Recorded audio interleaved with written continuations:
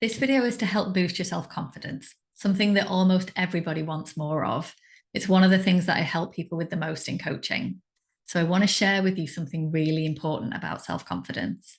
And that is that it is not a feel-good emotion. We imagine that it is, like this wonderful, positive, rock solid feeling of self-confidence. And we see other people doing things that we wish we could do or approaching things in a way that we want to approach things. And we imagine that they feel great. So we think that's what we're aiming for, to get our self-confidence up to the point that we feel great and then we do the thing great and then we just feel great about it all. But that's not actually what self-confidence is at all. Self-confidence is actually being willing to feel a bit awful or at least rubbish or uncomfortable. Because what creates self-confidence is being willing to experience any emotion and knowing that you'll be okay. Whatever happens to us, however things go, the worst part about it is always going to be the way that we end up feeling, the emotion that we have in response to the outcome. So imagine if you were willing to feel any emotion: sadness, disappointment, fear, humiliation, any of the emotions, and you knew you'd be fine, you could handle them all, and you were willing to do it. There isn't anything then that you would be unwilling to do. That's self-confidence.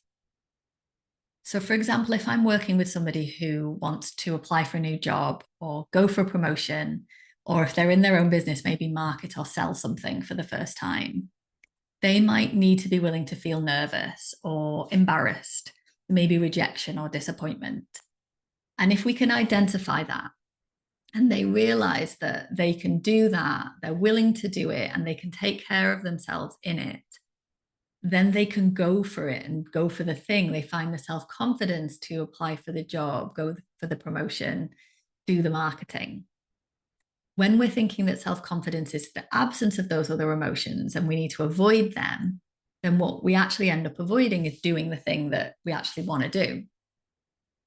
So it's the same with, like, I have clients who will find the self-confidence to do something for the first time or do something that they've been putting off for a very long time.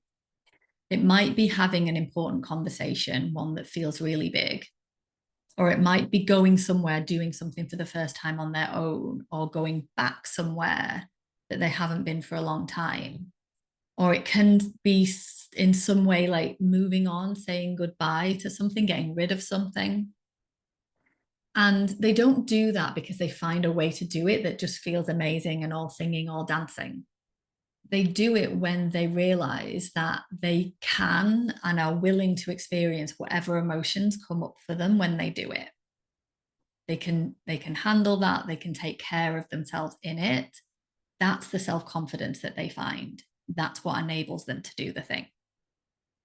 So think about an area of your life, a situation in which you would like to feel more self-confident.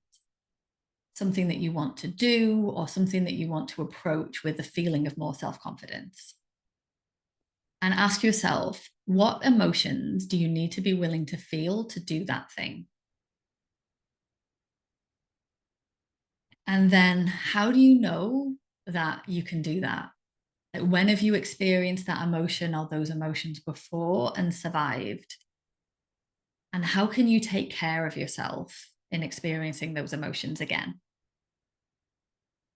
So I'd love to know if you want to get in touch and let me know what comes up for you, what emotions you're going to be willing to feel, and what you're going to do with the self-confidence that that gives you. Get in touch and let me know. And I also take requests. So if you have a question or a topic that you'd like a little bit of coaching on, get in touch with that as well. Okay, bye.